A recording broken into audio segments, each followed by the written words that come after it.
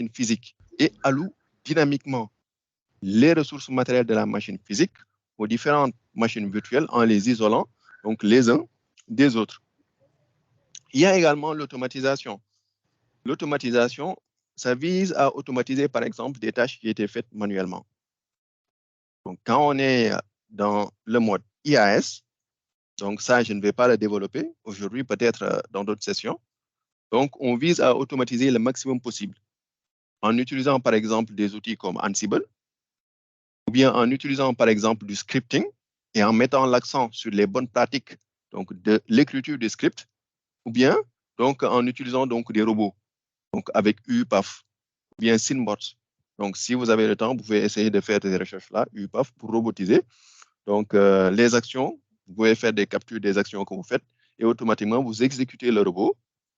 Donc, ça, je le faisais quand j'étais au Sénégal et le robot, donc, effectuait les tâches. Donc, ça se connectait au serveur. Donc, vous le regardez comme ça, il va se connecter au serveur, renseigner le login et le mot de passe. Donc, taper les commandes, script, donc, on avait automatisé et il va identifier, par exemple, la sortie. Donc, on avait mis des scripts qui, si le service est down, automatiquement, il va mettre un 0, il va te sortir un 0. Si le service est up, il va ressortir un 1. Donc, pour faciliter l'interprétation du robot. Et au cas où, par exemple, il voit que le service est down, automatiquement, il va envoyer une notification en y joignant une capture de l'erreur. Mais la licence de UPAF coûte extrêmement cher. C'était une grosse barre, raison pour laquelle donc, on avait les moyens d'acheter la licence et d'automatiser, par exemple, les tâches récurrentes. Et quels sont les objectifs donc, de ce sujet-là, le peering de VPC dans AWS? Alors, donc, nos objectifs, c'est de créer 2 VPC, donc 2 Virtual Private Cloud. De créer également des sous-réseaux. Ça peut être un sous-réseau public ou bien un sous-réseau privé. Et de configurer l'appairage ou bien le peering entre les VPC, de telle sorte qu'il y aura une communication entre les ressources qui sont de part et d'autre, donc des 2 VPC et des 2 sous-réseaux qui sont rattachés donc à ces VPC-là. Nos objectifs, donc, entre autres, ça peut être donc de réduire la latence du réseau. Donc, la connectivité au moyen d'adresses internes offre une latence inférieure par rapport aux adresses externes. Donc là, on va donc communiquer donc, à travers donc, les liens de peering, mais en utilisant les adresses IP private. Donc, le trafic, la communication ne va pas passer par Internet. Donc là, je vais un peu expliquer donc, ce que c'est que les points d'échange, parce que les points d'échange sont assez similaires donc, du peering. C'est des liens directs entre opérateurs ou bien entre fournisseurs, n'est-ce pas? Donc, les points d'échange Internet, j'avais travaillé sur ça.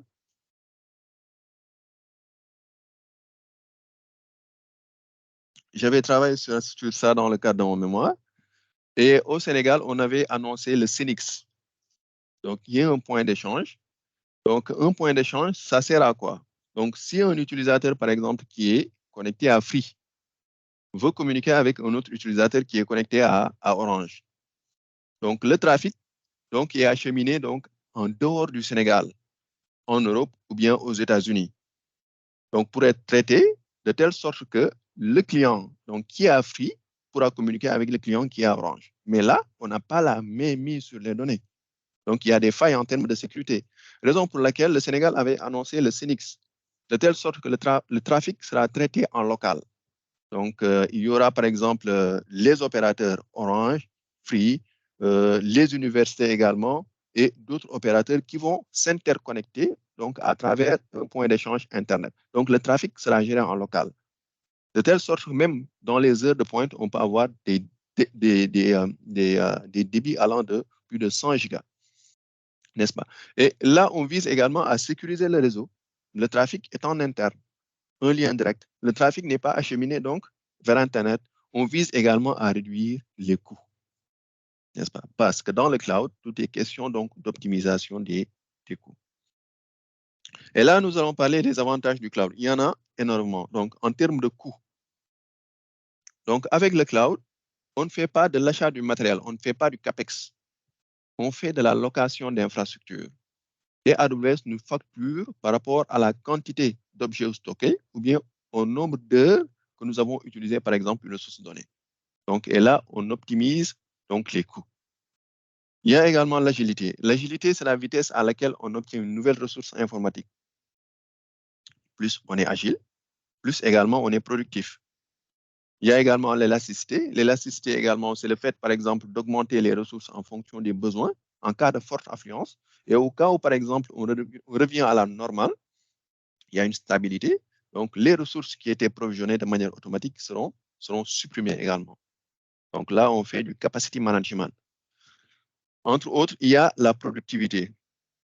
Donc, quand on travaille dans un projet local, donc on-premise, et qu'on a un nouveau projet, qu'est-ce qu'on fait? Donc, on va recruter donc, un chef de projet. On va identifier les tâches, définir les tâches, gérer par exemple le chiffrage. On va donc mettre en place une documentation technique et faire une estimation sur les caractéristiques des ressources à utiliser dans le cadre de ce projet. Et l'estimation, en général, peut être vraie ou fausse, n'est-ce pas? Et donc, quand on doit attendre, par exemple, un temps pour qu'on nous livre, par exemple, ces ressources-là, on les intègre, si c'est des serveurs, on les intègre dans des racks, on fait les configurations, etc. Ça nous prend énormément de temps.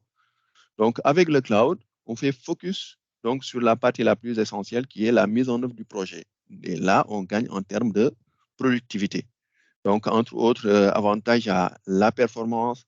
Donc, avec les Content Delivery Network qui sont mis en place, il y a également la portée mondiale parce qu'il y a des data centers qui sont installés dans énormément de régions dans le monde, ce qui permet donc aux fournisseurs d'avoir une couverture mondiale et de réduire donc la latence. Il y a également l'aspect sécurité, qui est, par exemple, quelque chose à ne pas négliger. Il est vrai qu'on n'a pas la mainmise donc, sur les données. On confie nos données aux fournisseurs de cloud, n'est-ce pas? Et donc, dans la partie sécurité, il y a deux parties. Il y a la sécurité du cloud et la sécurité dans le cloud. Donc, la sécurité du cloud, c'est quoi? C'est la sécurité des ressources que nous avons déployées dans le cloud. Si on déploie, par exemple, une application dans une instance, on se doit, par exemple, de gérer tout ce qui est firewalling, donc au niveau applicatif, donc au niveau de la couche 7, gérer également les règles de filtrage, bloquer les ports ou bien autoriser certains ports, bloquer les adresses IP ou bien autoriser d'autres adresses IP. Donc, si c'est au niveau des compartiments, donc gérer les accès donc au bucket, de telle sorte que le bucket peut être privé ou public. Si c'est au niveau également des utilisateurs, gérer les rôles. Donc là, c'est la sécurité au niveau du cloud, dans le cloud du moins. Donc ça, c'est la sécurité dans le cloud. Et la sécurité du cloud, c'est la sécurité donc, qui est gérée par le fournisseur de cloud. Tout ce qui est infrastructure physique, tout ce qui est data center. Donc, l'aspect sécurité est géré donc par le fournisseur. Donc, les patchs, donc les montées de version, etc., etc. Donc, au niveau matériel, au niveau data center, c'est assuré par le fournisseur de cloud. Là, on parle de sécurité du cloud, n'est-ce pas? Et entre autres, d'autres avantages du cloud, c'est la haute disponibilité. Il y a également la faible latence, comme je vous l'ai dit tout à l'heure, donc par rapport aux data centers et aux zones de disponibilité qui sont dans plusieurs régions du monde. Donc là, on gagne en termes de performance et donc une faible latence. Donc la latence, c'est le temps que met une information pour aller d'un point A à un point B. Plus la latence est réduite, plus nous avons un réseau qui est optimal. Donc si la latence est élevée, donc là, si vous êtes un ingénieur qui est dans une boîte, vous devez mettre en place des politiques d'optimisation selon des critères. Donc, en termes de nombre de routes entrantes ou sortantes, donc optimisation, donc basée donc sur des critères afin donc de réduire la latence et de permettre donc une communication rapide entre les différentes ressources qui sont dans votre infra. Donc, il y a également l'évolutivité, reprise d'activité après sinistre. Donc, il y a certaines entreprises qui ont des données sensibles donc en on-premise, en local, et essayer en général de créer donc un VPC, donc dans le cloud. Créer un VPC, créer des sous-réseaux. Donc, c'est des sous-réseaux en général qui sont privés et gardent par exemple des backups donc, par rapport aux données sensibles qu'ils ont en local, de telle sorte qu'ils auront donc une reprise d'activité après sinistre. Donc, il y a également la tolérance aux pannes. Donc, quand vous analysez au niveau de l'infrastructure physique, donc il y a des data centers que je vous ai dit tout à l'heure qui sont installés donc dans différentes régions. Donc, pour gérer la tolérance aux pannes, AWS ou bien en général, c'est les fournisseurs de cloud qui le font, mettent au moins 3 zones de disponibilité dans chaque région. Donc, ce qu'on appelle la fault tolérance. Donc, pas besoin de personnel. Donc, avec le cloud, comme je vous ai dit tout à l'heure, ça touche également l'aspect automatisation, raison pour laquelle donc, on n'a pas besoin de gros personnel. Donc là, si vous êtes dans un projet cloud, en général, on recrute donc, un ingénieur système, un ingénieur DevOps, ou bien l'ingénieur système également peut faire les tâches DevOps. On recrute également un responsable infra. Après, il y a l'équipe développeur qui développe, qui déploie. Donc, derrière également, il y a la chaîne CI/CD qui est mise en place. Donc, à chaque fois qu'il y a un déploiement avec Terraform, automatiquement, donc, c'est déployé donc, au niveau du cloud. Donc, que ce soit par exemple les ressources ou bien les images Docker. Donc, là, nous allons parler des notions de VPC et de peering. Donc, qu'est-ce qu'un VPC? Un VPC est un réseau privé virtuel dans le cloud. Donc, si vous créez votre propre compte AWS et vous vous connectez là-dessus, vous verrez donc que vous avez un VPC par défaut. Vous verrez également que vous aurez un sous-réseau par défaut, une table de routage par défaut. Donc, une passerelle Internet par défaut pour vous permettre de monter facilement en compétence sur les services qui sont dans le cloud. En général, vous commencez par IAM, EC2, et quand vous lancez une instance, forcément, vous avez besoin d'un VPC, d'un sous-réseau. Donc là, AWS met à votre disposition donc, le sous-réseau par défaut qu'il a créé, le VPC par défaut qu'il a créé, la table de routage, etc., pour vous permettre de lancer votre instance facilement. Mais un vrai travail d'ingénieur consiste donc à créer ou personnaliser votre VPC. De choisir, par exemple, la plage d'adresse de votre VPC avec le préfixe /16 ou /24, tout dépend, par exemple, du nombre de ressources que vous aurez dans votre infrastructure. Donc, et de définir donc des sous-réseaux qui peuvent être privés ou publics, n'est-ce pas? Donc là, vous allez identifier les ressources quelles sont les ressources qui seront dans le sous-réseau privé et quelles sont les ressources qui seront dans le sous-réseau public. Donc là, avec les sous-réseaux, on parle de segmentation. Donc, avec le VPC également, vous avez un accès complet à la configuration de votre réseau. La configuration réseau se fera de bout en bout.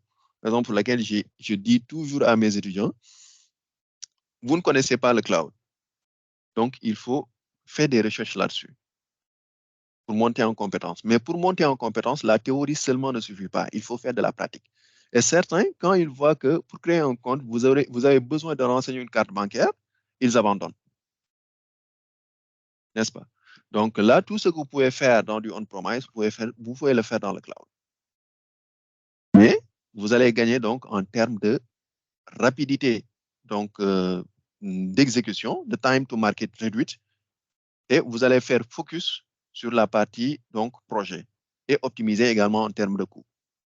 Donc avec le VPC, il est conçu pour la haute disponibilité et la continuité des services. Avec le VPC, vous pouvez avoir également énormément de couches de contrôle de sécurité, n'est-ce pas? Au niveau du VPC, vous êtes rattaché à un sous-réseau. Au niveau du sous-réseau, il y a les listes de contrôle d'accès qui jouent le rôle de firewalling, n'est-ce pas, au niveau de ces sous-réseaux. Au niveau des instances également, si vous créez une instance, vous la rattachez donc à un sous-réseau relié à un VPC. Au niveau de cette instance également, vous pouvez mettre en place un firewalling, donc avec les groupes de sécurité. Donc les groupes de sécurité jouent le rôle de firewalling au niveau de l'instance. Devant l'instance également, vous pouvez mettre un WAF. Donc après, vous pouvez choisir par exemple la configuration de votre WAF. Donc soit par exemple la configurer, excusez-moi, donc vous-même en définissant vos propres règles. Donc ce qu'on appelle personnaliser la configuration du WAF ou bien prendre par exemple les règles par défaut. Mais dans ce cas de figure, si vous avez une instance, il faut voir par exemple le trafic qui est autorisé. Donc le trafic que vous devez autoriser et le trafic que vous devez bloquer. Donc faire des tests de simulation sur par exemple la configuration donc par défaut. Donc dans un environnement qui a été dupliqué de l'environnement que vous avez. Sinon, après, vous pouvez configurer votre WAF et donc il y aura des requêtes qui ne seront pas donc autorisées au niveau de l'instance. Et si l'instance, par exemple, est une instance dont une application de prod y est déployée, donc vous aurez des temps d'arrêt. n'est-ce pas? Donc, d'autres services AWS sont déployés à l'intérieur du VPC. Donc, le VPC est en effet l'une des premières briques d'un projet AWS.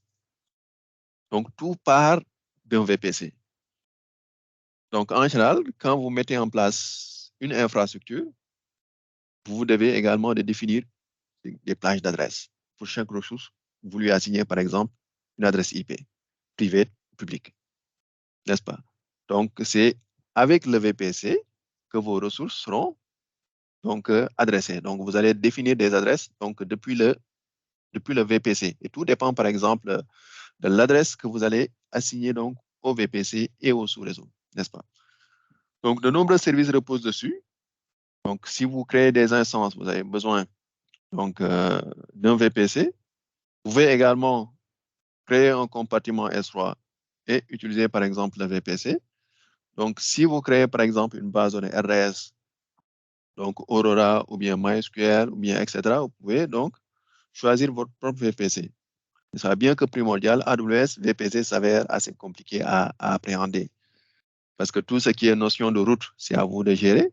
Tout ce qui est notion également de passerelle, donc c'est à vous de gérer. Tout ce qui est également identifié, par exemple, les ressources qui doivent être accessibles publiquement, donc de les rattacher, par exemple, au sous-réseau public. Et les ressources qui seront accessibles de manière privée dans le sous-réseau privé, ça, c'est à vous de le définir. Et la configuration également, et dans la configuration également, vous allez mettre l'accent sur les bonnes pratiques en termes de sécurité. Ça, nous allons le voir. Et quels sont les composants d'un VPC? Donc, il y a d'abord les sous-réseaux. Et les sous-réseaux sont des plages d'adresse IP dans un VPC. Donc, ils peuvent être privés ou publics. Et chaque sous-réseau doit résider entièrement dans une et une seule zone de disponibilité et ne peut pas s'étendre sur plusieurs zones. Donc, cela veut dire quoi? Cela veut dire chaque sous-réseau est rattaché à une zone de disponibilité, une et une seule. Et pour diminuer la surface d'attaque des ressources, une bonne pratique consiste à utiliser un sous-réseau public pour les ressources qui reçoivent directement du trafic depuis Internet et un sous-réseau privé donc pour les ressources donc, qui sont sensibles.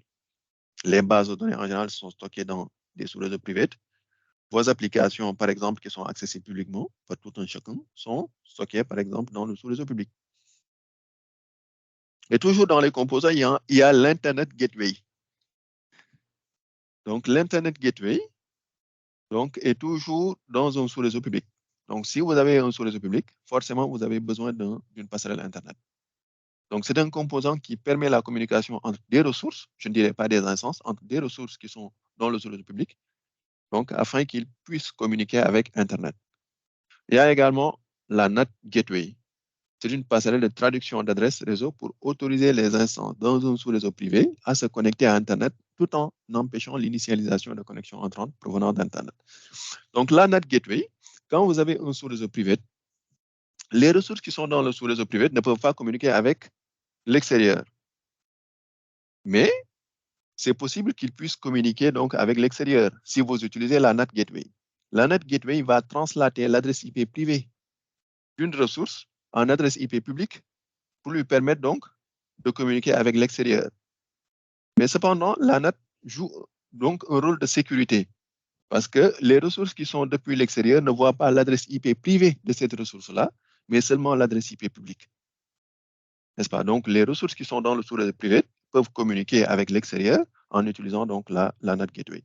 Et il y a également les tables de routage qui contiennent donc des routes qui permettent donc de déterminer la direction donc du trafic réseau à partir de votre sous-réseau ou de votre passerelle. N'est-ce pas?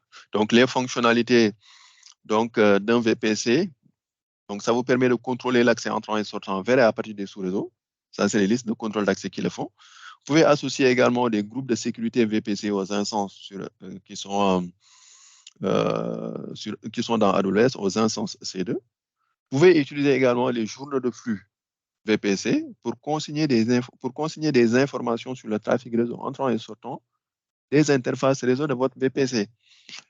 Car si vous voulez avoir une idée sur le trafic qui entre, donc les informations qui sont acheminées à travers le VPC, il y a les VPC flow log, les journaux de flux qui vous permettent d'avoir une capture d'écran des informations qui sont acheminées donc à travers votre VPC. Donc, vous pouvez associer une ou plusieurs adresses IP. Donc, élastique, l'adresse IP élastique, ça vous permet de fixer l'adresse IP. C'est une adresse IP statique, n'est-ce pas, que vous pouvez assigner à votre instance. Des fois, vous faites des configurations où donc, vous avez besoin de renseigner l'adresse IP. Donc, à chaque fois donc, que vous changez de réseau ou bien à chaque fois que l'instance est arrêtée et redémarrée, donc l'adresse IP change. Donc, pour fixer l'adresse IP donc, et la rendre statique, vous pouvez utiliser donc des adresses IP élastiques dans AWS. Donc, vous pouvez connecter votre VPC à d'autres VPC à l'aide de la fonction d'appairage. Donc là, on parle de peering également. Mais qu'est-ce que le peering? Le peering, c'est une connexion d'appairage de VPC qui vous permet d'acheminer le trafic entre eux à l'aide d'adresses IP V4 ou V6 privées. Donc, si vous avez un VPC A et un autre VPC B, vous créez des sous-réseaux, vous créez des instances. L'instance A et l'instance B ne peuvent pas communiquer parce qu'ils sont dans des VPC et des sous-réseaux différents. Mais pour que ces instances-là, ou bien les ressources qui sont de part et d'autre, s'il y en a plusieurs, puissent communiquer, il faut configurer le peering, qui est un lien direct entre les deux VPC, entre le VPC A et le VPC B.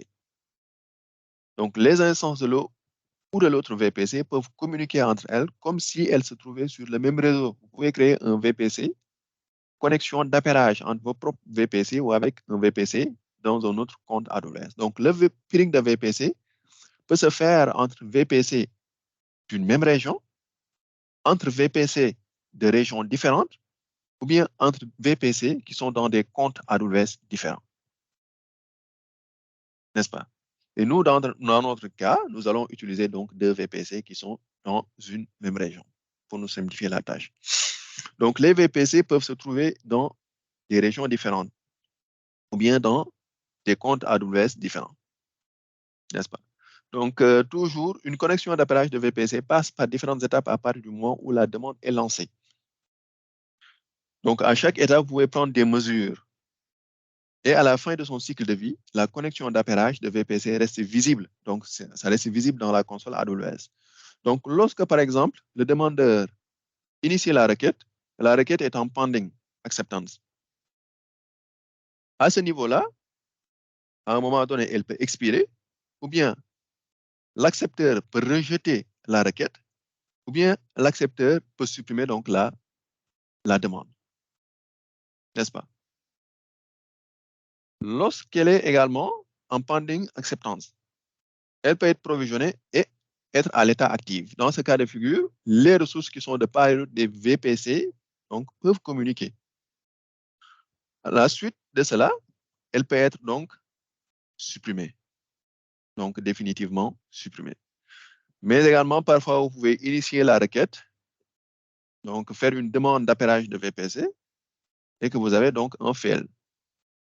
Ça veut dire que, par exemple, il y a les VPC ou bien les sous-réseaux se sont chevauchés ou bien les VPC se sont chevauchés ou bien le nombre max de VPC a été atteint dans une région, etc. Donc, il y a des points importants. Donc, l'appairage de VPC ne prend pas en charge l'adresse IP, l'adresse IP, des adresses IPv4 qui se chevauchent. N'est-ce pas? L'appairage de VPC également ne prend pas en charge des relations d'appairage transitives. Cela veut dire quoi? Cela veut dire si vous avez 3 VPC, un VPC A, un VPC B et un VPC C, et le VPC A est connecté au VPC B, et le VPC B est connecté au VPC C, et que le VPC A et le VPC C ne sont pas directement connectés. Donc, le VPC A et le VPC C ne peuvent pas utiliser leur connexion donc, de peering donc, à travers le VPC B pour établir donc, une relation de peering. Donc, la communication se fait directement entre des VPC qui sont directement liés. Mais le VPC A ne peut pas établir un lien de peering entre le VPC C tout en passant par le VPC B. Vous pouvez également avoir un maximum de 125 connexions de peering de VPC donc, dans votre compte. Donc, il est bien de connaître donc, les limites donc par rapport aux ressources que vous pouvez provisionner dans AWS. Et au cas où vous avez atteint, par exemple, cette limite-là, vous pouvez créer un ticket support afin d'increaser, donc d'augmenter donc la capacité de cette ressource-là. Donc là, l'objectif, c'est quoi? C'est de se connecter à AWS. Donc de créer d'abord un VPC que nous allons appeler le VPC A et un autre VPC que nous allons appeler le VPC B. Donc créer un sous-réseau public. Donc dans le premier VPC, VPC A, créer également un second sous-réseau dans le VPC B. Donc, dans le sous-réseau, on essaie d'y rattacher donc une instance EC2. Idem, on fait la même chose pour le VPC A. On essaie d'y rattacher, par exemple, une instance au sous-réseau qui est rattachée donc au VPC A. Donc, au VPC A, on lui assigne une plage d'adresse 10.0.0.0/16. Au VPC B, on lui assigne une plage d'adresse 30.0.0.0/16. Et là, on va faire un test de connectivité entre les deux instances de part et d'autre des VPC pour voir si les deux instances vont parvenir à communiquer. Donc, par la suite, donc, nous allons configurer le peering entre les deux VPC. Lorsque la configuration du peering est OK, on va retenter donc, un test de connectivité entre les deux instances pour voir est-ce qu'elles vont communiquer. Donc là, la connexion donc, via les instances se fera via SSH. Cela veut dire que au niveau des groupes de sécurité de l'instance, on va autoriser SSH et on va autoriser également le protocole ICMP qui va permettre d'accepter les pings. Donc la démo, donc on va se connecter, donc créer un VPC, un sous-réseau public, créer, attacher une passerelle, etc. Donc comme on a un sous-réseau public, on aura besoin d'une passerelle. Donc en y incluant donc une par défaut, donc qui va permettre donc aux instances ou bien aux ressources qui seront rattachées au sous-réseau public de passer par la passerelle et avec la route par défaut, communiquer directement vers Internet, n'est-ce pas?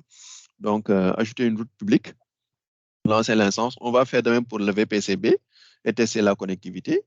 Donc, effectuer l'appairage inter-VPC, par la suite, tester la connectivité. Donc, c'était tout par rapport à la présentation. Donc, sur les généralités, pas sur les généralités, sur ce qu'est le cloud, les objectifs, les avantages, les notions de peering et de VPC et de même donc l'architecture. Je ne sais pas si vous avez des questions ou bien nous allons d'abord donc enchaîner avec la démo avant de revenir aux questions. Oui, Lamine, c'est mieux que tu finisses la démo avant de revenir aux questions, quoi. Très bien. Donc là, je suis connecté à AWS, donc ce qu'on appelle la console de management. Et il y a deux méthodes de connexion. Soit tu te connectes via la console de management, ou bien soit tu te connectes en CLI. Et en CLI, tu auras besoin de non un login et un mot de passe, mais d'un access key ID, un secret access key. Peut-être on va y revenir par la suite. Donc là, je vais aller dans VPC.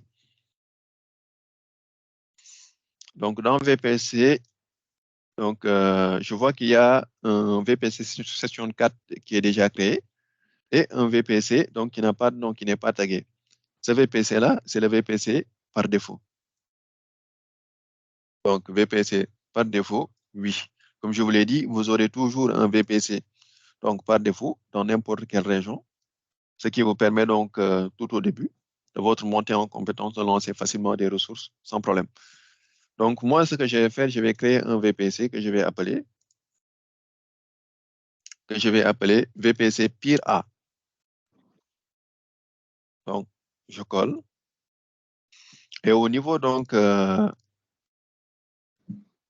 l'adresse IP, je vais mettre l'adresse IP que j'avais définie dans l'architecture 10.0.0.0/16, n'est-ce pas? Donc, la location, donc je laisse par défaut. Adresse IPv6, donc je mets aucun. Donc, une fois que c'est OK, je mets créer un VPC. Donc, la création d'un VPC est aussi simple que ça. Donc, là, ils ont mis l'accent sur le tag de telle sorte que ma ressource aura un nom, n'est-ce pas? VPC Pera. Donc, je clique et je crée mon VPC. Donc, mon VPC est déjà créé. N'est-ce pas? Available, nom de l'autre DNS. Là, je peux par exemple l'activer. Donc, une fois que le VPC est créé, je vais créer un sous-réseau. Donc, comme vous le voyez également, il y a des sous-réseaux par défaut qui sont créés. Donc, je vais créer un sous-réseau, mais le sous-réseau, je vais l'attacher à mon VPC peer A. Et là, je vais nommer donc mon sous-réseau. Là, je vais le nommer sous-réseau public peer A. Parce que ce sera un sous-réseau public, n'est-ce pas? Donc, comme je vous l'ai dit tout à l'heure, le sous-réseau va résider entièrement dans une et une seule zone de disponibilité. Donc là, vous voyez que je peux choisir une et une seule zone de disponibilité. Des fois, je ne laisse aucune préférence et dans ce cas de figure, AWS va choisir lui-même donc une zone de disponibilité donc pour mon sous-réseau. Donc là, je vais assigner une adresse IP. Comme j'avais choisi 10.0.0.0/16, je peux choisir 10.0.1.0/24. N'est-ce pas? Donc, une fois que c'est OK pour le sous-réseau, je clique sur créer un sous-réseau. Donc, la création de sous-réseau également, il n'y a pas de souci. Donc, SR public A. Donc, une fois que c'est OK, je vais créer donc ma table de routage.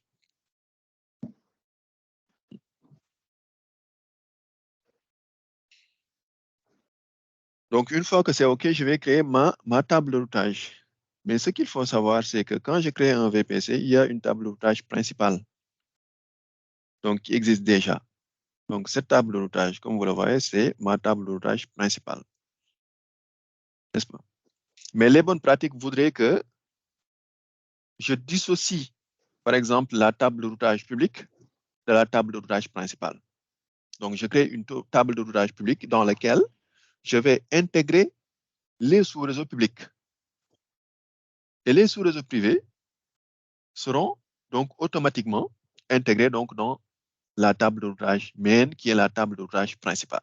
Donc, ce qui va me permettre donc de dissocier tout ce qui est sous-réseau public et sous-réseau privé, de telle sorte que je peux jouer donc en termes de sécurité. C'est bon? Très bien. Donc là, je vais créer par exemple une table de routage que je vais appeler table de routage public. Je vais le nommer route pub table peer A. Et je vais le rattacher donc à mon VPC, donc que j'ai créé VPC peer A. Donc là, la table de routage donc, est vraiment facile à créer et je crée donc ma table de routage. N'est-ce pas? Donc si je regarde au niveau de la table de routage, donc je vais descendre un petit peu, je décale vers là. Donc à mon VPC peer A, il y a deux tables de routage donc, qui sont rattachées. C'est la table de routage qui est créée par défaut, qui est là, qui est la table de routage principale, et la table de routage publique que je viens de créer tout à l'heure. Donc là, cette table de routage principale-là, qui est créée par défaut à la suite de la création du VPC, va contenir seulement les sous-réseaux privés. Et cette table de routage publique-là va contenir donc tous les sous-réseaux publics que je vais créer. N'est-ce pas? Donc, une fois que c'est OK, je vais créer ma passerelle Internet. Ma passerelle, je vais l'appeler donc IG peer A. N'est-ce pas? Donc, une fois que c'est OK, je crée ma passerelle. Donc, reste également là, c'est une nouvelle fonctionnalité. Donc, c'est une fonctionnalité qui, quand vous créez par exemple une ressource, ça sort un pop-up pour vous dire, ah tiens, vous avez créé donc le sous-réseau, la passerelle Internet du moins, et la passerelle doit être attachée à un VPC. Donc, je crée attaché à un VPC, et là, check, je choisis donc le VPC peer A, et j'attache donc la passerelle à mon VPC, comme vous le voyez ici. Donc, il y a donc un truc, un pépin à gérer au niveau de la table de routage. Parce que la table de routage public, comme je l'ai dit, va contenir les sous-réseaux publics. Et les sous-réseaux publics doivent communiquer avec l'extérieur. Et vous avez la majeure partie, je pense, d'entre vous ont fait réseau. Et ça, par exemple, l'utiliser d'une route par défaut. Donc, le saut suivant, si vous mettez, par exemple, une route par défaut, toute route qui sera acheminée vers le saut suivant, donc va va aller vers Internet. Donc là, qu'est-ce que nous allons faire? Donc, je vais aller dans route et modifier les routes. Et j'ajoute par exemple la route par défaut qui sera associée donc à la passerelle Internet. Et donc, j'enregistre les modifications. Et dans association de sous-réseau, donc, je vais modifier les associations de sous-réseau pour choisir ce sous-réseau public-là parce que je dois l'intégrer donc dans la table de routage public. Et donc, j'enregistre. Donc là, je vois que par exemple, le sous-réseau public est maintenant associé à la table de routage public. Et dans route, je vois que la route par défaut est associée donc à la passerelle Internet. Donc là, les configurations réseau donc, de mon VPC sont OK. Donc, ce que je vais faire, je peux maintenant lancer une instance EC2. N'est-ce pas? Donc là, je vais aller dans instance. Donc, vous avez tous, par exemple, une idée sur comment lancer une machine virtuelle. On galérait pour créer une machine virtuelle avec VMware, bien avec VirtualBox. Vous devez avoir une image. On va demander à Jospin si tu as une image Red Hat ou bien l'image Linux. N'est-ce pas? Il me passe l'image Linux, je le mets dans une clé. Donc, je le colle dans mon bureau. Je dois également donc, gérer tout ce qui est partitionnement du disque dur, choix du mot de passe, donc, etc., etc. Donc, ça nous prenait énormément de temps. Mais là, avec le cloud, on peut lancer une instance en quelques minutes. Donc là, je vais lancer une instance et je vais l'appeler ECD pub peer A. N'est-ce pas? Et là, pas besoin de demander à Jospin une image. Les images sont prédéfinies. Donc, sont intégrées dans AWS, Ubuntu, Mac, Amazon Linux, Windows, Red Hat, SUSE, etc. Je vais choisir une image Ubuntu. Et là, à moi de définir, par exemple, les caractéristiques de mon instance. Si c'est, par exemple, une instance avec un CPU, 1 Go de mémoire, ou bien avec 2 CPU, 2 Go de mémoire, etc. Donc, plus j'avance, plus également, donc, j'aurai des caractéristiques élevées en termes de CPU et mémoire, vers du C. Donc, les C, en général, les instances C, c'est pour les applications de prod qui ont besoin de puissance de calcul.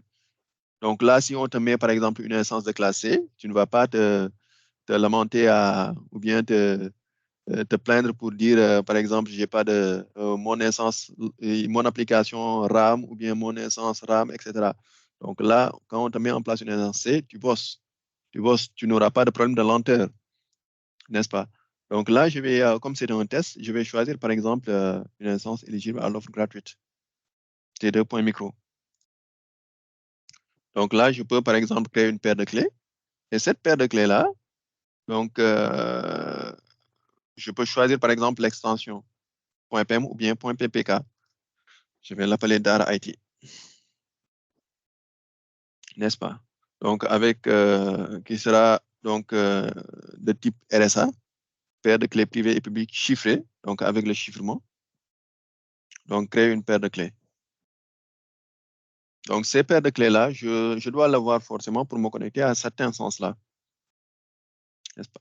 Donc là, je peux cliquer sur modifier. Donc, la partie réseau, c'est ça qui m'intéresse. Donc là, je vais choisir, par exemple, le VPC peer A que j'ai créé. Donc, au niveau du VPC, j'avais seulement un sous-réseau. Donc, je choisis SR public peer A. Attribution automatique de l'adresse IP publique. Je dis activer pour que mon instance dispose d'une adresse IP publique. Là, la nomenclature des ressources dans le cloud est primordiale. Là, je vais le mettre, par exemple, GS Dara IT. Parce que à travers le tag des ressources, on peut suivre, par exemple, la consommation des ressources. Donc, par rapport au coût, donc, on peut bien jouer sur l'aspect coût, donc sur les ressources qu'on utilise dans le cloud. Et si on veut, par exemple, mettre des plans de politique qui nous permettent donc de démarrer ou bien d'arrêter certaines instances, on peut le faire en utilisant les tags. Donc, il faut bien mettre l'accent sur les tags pour les ressources que nous créons dans AWS. Et là, il y a, par exemple, les groupes de sécurité, donc qui autorisent SSH depuis n'importe où. Ça, c'est pas une bonne pratique en termes de sécurité. Mais comme c'est un test, je vais le laisser comme ça. Donc, je peux ajouter, par exemple, d'autres règles, mais n'autoriser seulement les règles que vous utilisez. Les règles, par exemple, à part duquel l'accès à votre ressource est possible. Donc, on autorise seulement les ports qu'on autorise.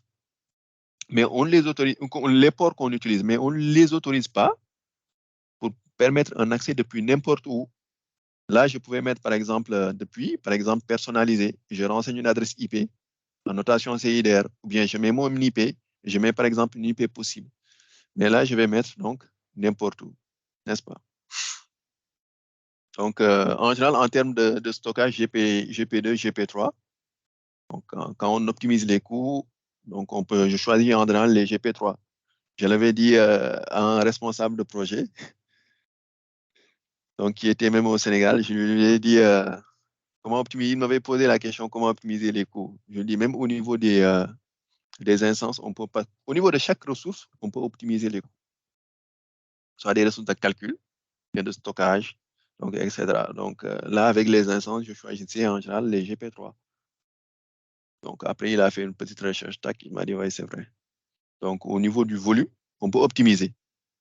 Au niveau du type d'instance, on peut optimiser, n'est-ce pas? Donc tout est question d'optimisation des coûts. Raison pour laquelle, quand vous êtes un ingénieur cloud et vous n'avez pas la main sur l'optimisation, les outils à utiliser pour faire des estimations, et par exemple, proposer des solutions donc, pour optimiser, par exemple, la conversion automatique des GP2 en GP3 ou bien, etc., c'est problématique. Si vous êtes un responsable infra ou bien un ingénieur cloud également, et vous ne proposez pas des solutions, là également, c'est un souci. Donc, un ingénieur cloud, normalement, il doit analyser l'infra et essayer de proposer des choses. Tu proposes, tu essaies de convaincre le manager. Tu proposes, tu essaies de convaincre. Tu fais un POC. Tu vois la faisabilité. Après, tu essaies de passer à l'implémentation. N'est-ce pas? Donc là, l'instance est lancée. Je vais tenter de me connecter là-dessus. En général, je me connecte depuis la console, hein, donc pour aller vite.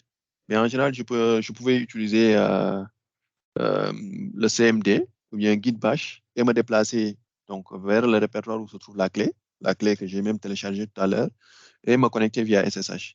Mais en général, comme mon navigateur l'accepte, je peux me connecter directement ici.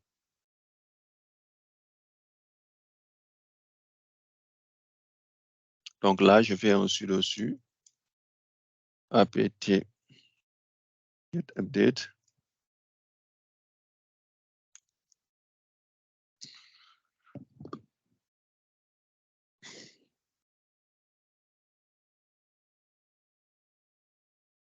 Je fais un apt get install Apache 2. Tac. Yes. Donc là, normalement, c'est OK pour l'instance.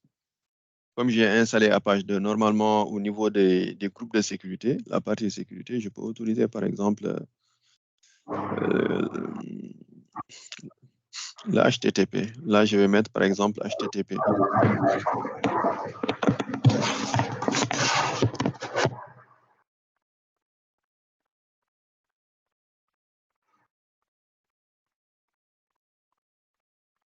Et j'enregistre, n'est-ce pas? Donc là, automatiquement, si c'est OK, je peux cliquer sur l'adresse IP publique et le renseigner au niveau du navigateur pour avoir ma page web. Donc là, c'est OK pour l'instance. Maintenant, je vais pour le VPCA. Et tout ce qui est rattaché au VPCA, donc l'Internet Gateway, donc, etc. Là également, donc ça se répète de ce côté. Donc, l'Internet Gateway, ça doit se répéter de ce côté, de même que la connexion SSH, etc., etc. N'est-ce pas? Donc, je vais me consacrer au niveau de la partie VPCB. Donc, je vais aller dans VPC et je crée encore un nouveau VPC. Là, j'ai la possibilité donc d'automatiser la création du VPC avec les tables de routage, donc les connexions réseau, tout, etc. Mais en général, je le fais donc step by step pour permettre donc aux autres de bien assimiler donc les différentes étapes, les composants, donc des ressources et des autres, etc. Donc là, j'utilise le 30.0.0.0/16, n'est-ce pas, pour le VPC, donc /16. Donc, une fois que c'est OK pour le VPC, je crée donc mon VPC. Je pouvais automatiser également le provisionnement des VPC des instances et configurer le peering avec CloudFormation ou bien avec Terraform. Mais avant de maîtriser, par exemple, CloudFormation ou bien Terraform, il faut avoir la main sur la console de management. Donc, n'est-ce pas? Donc, gérer, par exemple, faire la centralisation donc, de tout le code Terraform ou de CloudFormation dans GitLab, faire des merge requests, n'est-ce pas? Donc, s'il y a des conflits, gérer les conflits avec les commandes Git.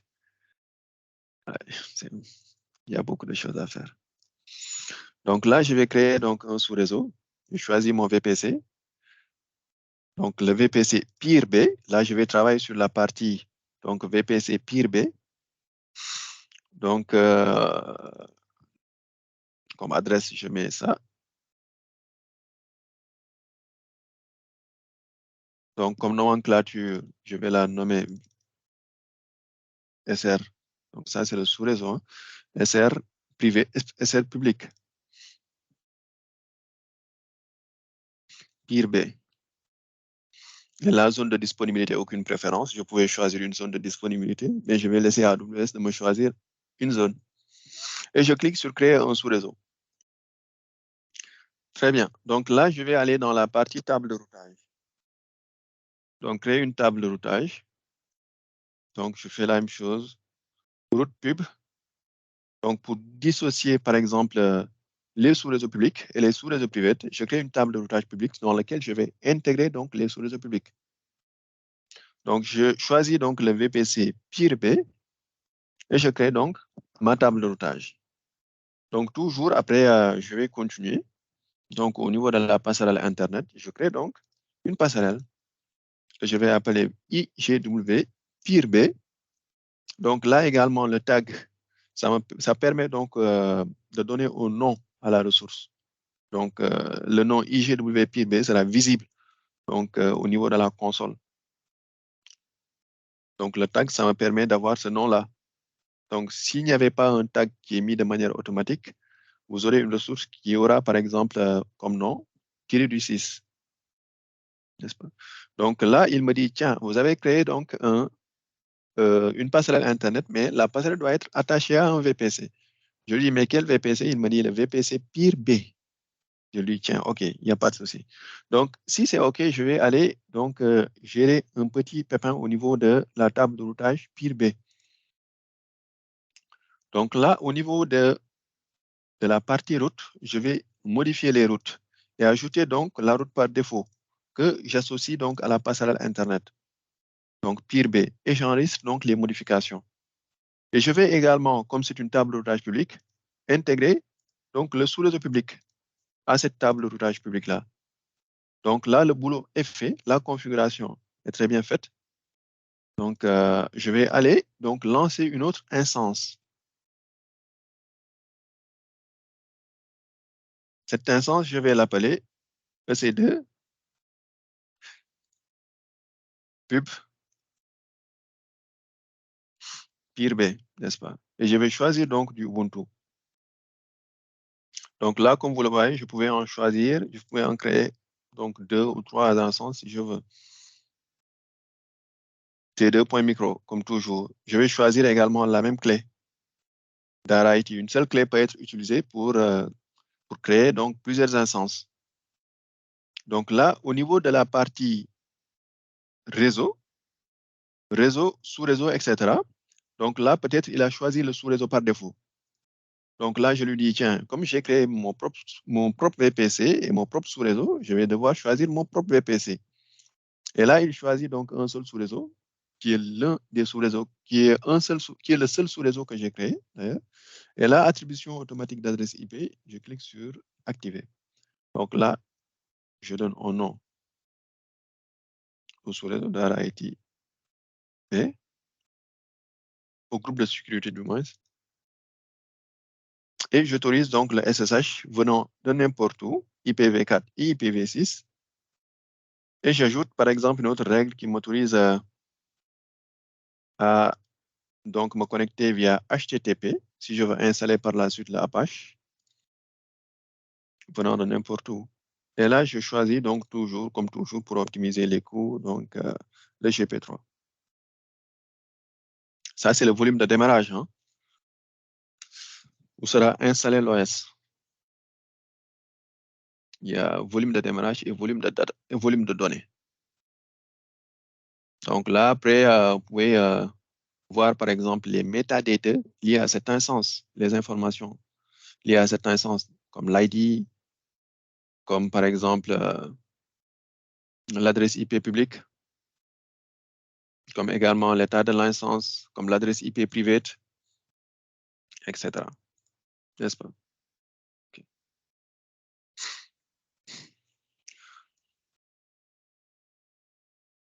Donc là, je vais attendre que l'instance soit up pour m'y connecter et faire un test avec la première instance. Donc l'adresse IP privée est là. Comme vous le voyez, l'adresse est dans la plage de l'adresse du sous-réseau que j'avais défini, n'est-ce pas? 10.0.1.8. Donc, quand vous créez une instance qui est dans un sous-réseau public, l'instance dispose d'une adresse IP publique et d'une adresse IP privée. Vous pouvez communiquer donc avec le public via, par exemple, cette adresse IP publique-là. Mais si vous échangez avec d'autres ressources à travers un VPC et que vous voulez que la communication soit sécurisée, vous pouvez utiliser l'adresse IP privée. N'est-ce pas? Donc là, je vais attendre que l'instance soit up.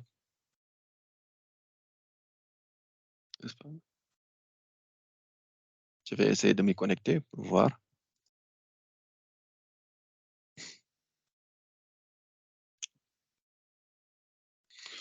Donc là, toujours ci-dessus, je pouvais utiliser donc le user data pour aller plus vite. Donc de telle sorte que la apt get update et la apt get install Apache 2, je pouvais les intégrer dans un script. Et une fois que l'instance est up, je peux me connecter directement à l'instance et vérifier donc systemctl, status donc Apache 2 pour voir si le service est bien disponible.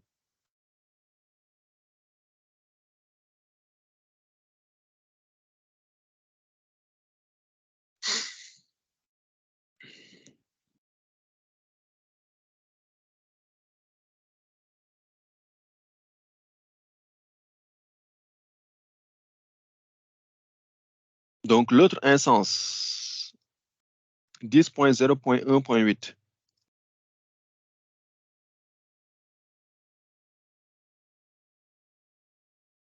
Donc là, ça fait, n'est-ce pas? Je dois ajouter quelque chose au niveau des instances. Je vais aller dans groupe de sécurité. GS Data IT. Là, je vais ajouter par exemple ICMP pour les pings, ICMP IPv4.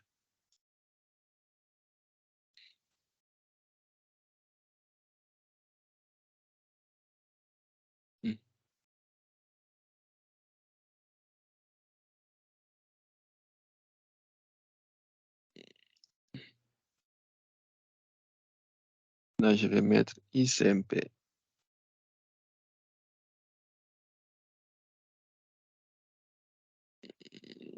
Très bien. Et j'enregistre les règles. Donc, je peux revoir le ping. Le ping ne passe toujours pas. Donc, ça ne passe toujours pas. Qu'est-ce que je vais faire? Je vais aller dans instance. Donc, la configuration donc, est OK. VPC sous réseau, passerelle Internet pour donc, le VPCA. Même chose ici, j'ai pas mis la passerelle. Donc, c'est la même chose. Donc, vous aurez une passerelle, on se connecte via SSH. Donc, au niveau de l'instance, c'est OK. Maintenant, on a testé le ping, ça ne passe pas. Là, on va essayer de mettre en place le peering de VPC. Donc, je vais aller dans VPC. Donc là, il y a connexion d'appairage, n'est-ce pas? Donc, je vais créer une connexion d'appairage et je vais l'appeler comment? Je vais l'appeler lien de peering.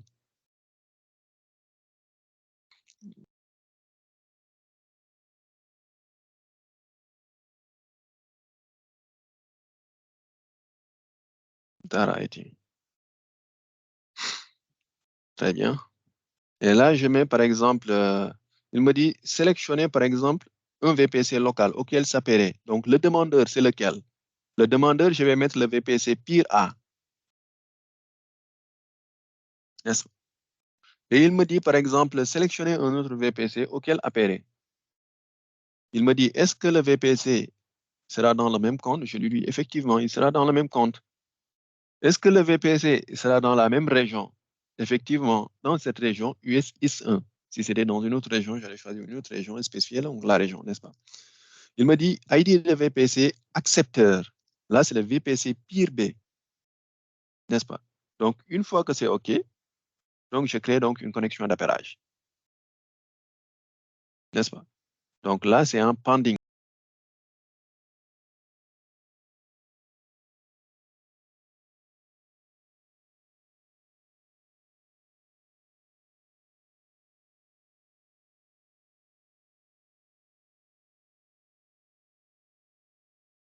Et accepter la demande, ou bien rejeter la demande, ou bien, par exemple, supprimer la connexion d'appairage. Tout à l'heure, au niveau de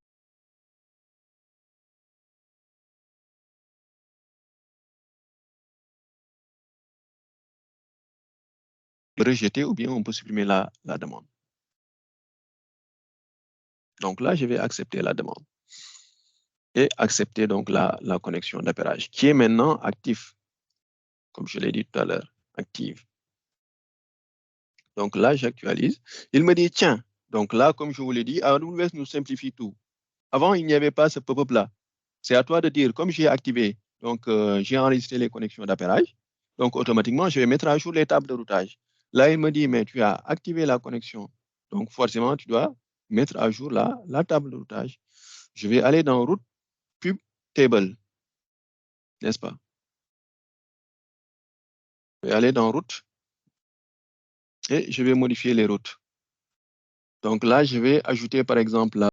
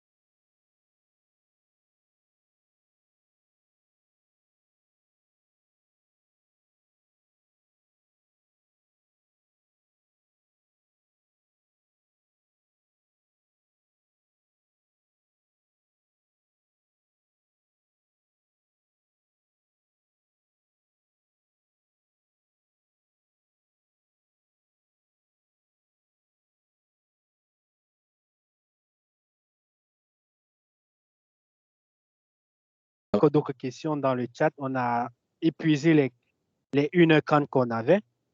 Donc, pour tous ceux qui veulent suivre et avoir des workshops de telle envergure, on n'a qu'à suivre Dara IT sur LinkedIn, sur WhatsApp, oh là là, sur Instagram. Et bien évidemment, vous serez à l'afflux de l'information par rapport aux différents workshops qu'on organise et bien évidemment les offres et les opportunités qu'on